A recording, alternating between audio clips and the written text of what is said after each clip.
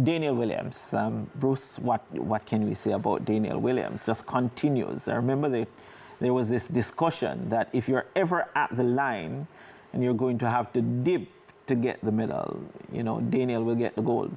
Sure. So she has a crazy, impressive story. 2015, one of the youngest kids on the team, not expected to even make the final.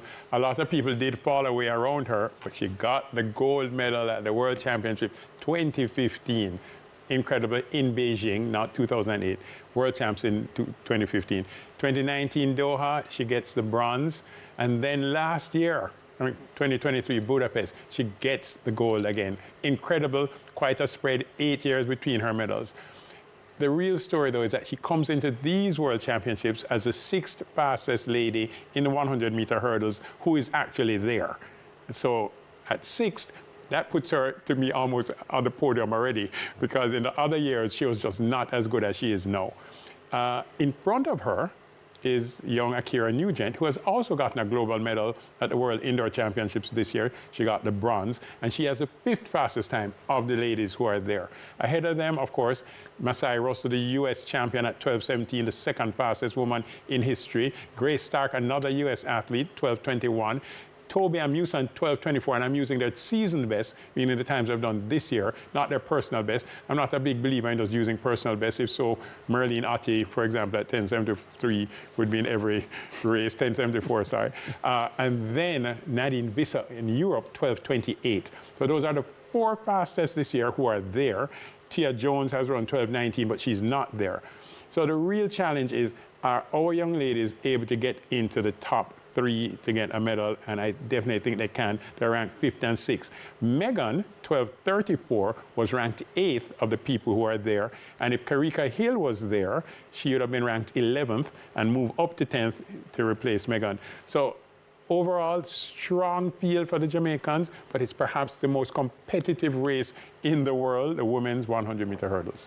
Yeah, earlier we spoke about oblique Seville and mind games and all that. Maybe Danielle Williams is the one person who deals with pressure the best. We actually spoke to her. Well, she spoke about dealing with pressure. First, I'm not defending any title. There's a new title to be gained. So that's my focus, gaining a new title. 2, I wasn't in Totori. 3, this is my second training session here. Yeah. So, I mean, it's been fun. It's a bit of an adjustment to the heat. I mean, it wasn't that hot where I was, so coming here, it's definitely way hotter, so just trying to get adjusted to that. But, you know, I feel good. Had a great session today and just looking forward to racing. No pressure at all. I mean, I don't even think about it. Don't think about defending the title. As I said, it's a new title to be gained.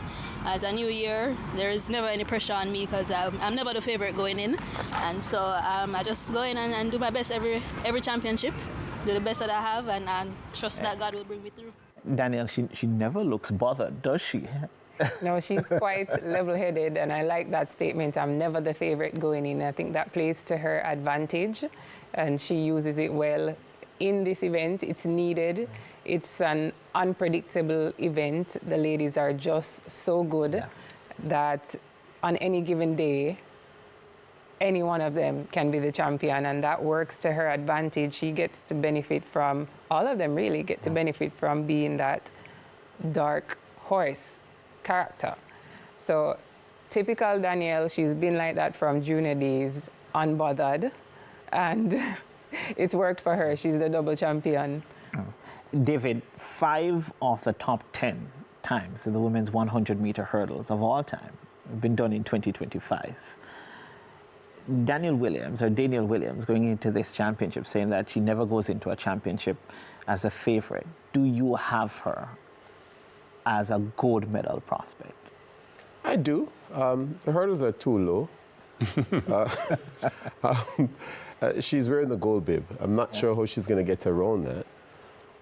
But the hurdle race, you must focus. You're repeating the same action 10 times, irrespective of what's going on around you. It's just you and your barriers.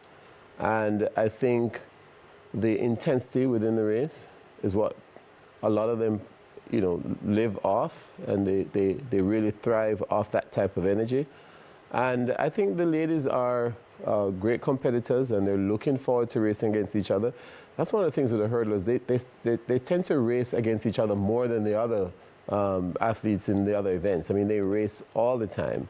So they know every good and bad thing about their competitors. And I think they're just looking for the opportunity to sneak one in. Yeah, we have about a minute and a half. Bruce, the other two Jamaicans in it, of course, you said no Megan Tapper because of injury, but Amoi Brown is also Ackera Nugent, the national record holder. So Amoi Brown, personal best 12:51, season best 12:67. So she's a bit off the pace right now, but she trains with MVP, and the MVP athletes tend to do very well at the World Champs. So we're hoping she'll certainly make it through the heats. There are 6 heats. It's 3 big Qs, everybody remembers, that's automatic, and then 6 by time. So once you're at faster than a 12:75 hurdler, you're expected to get to the semis fairly easily. Then there'll be 3 semifinals and it gets really tough. Ackera Nugent, though, this year has been a breakout year. She was at Excelsior High School. Remember, of course, that Danielle Williams was at Queens. But Ackera Nugent, and that's her on screen there, she came through the champ system, did both 4 hurdles and 100-meter hurdles, well, 70, 80, and then 100-meter hurdles, and has proven herself at the highest level when she did so with that bronze at World Indoors this year. I think all of them have an opportunity, especially since Ackera is our national record holder, the fastest Jamaican in history. Danielle was our national record holder.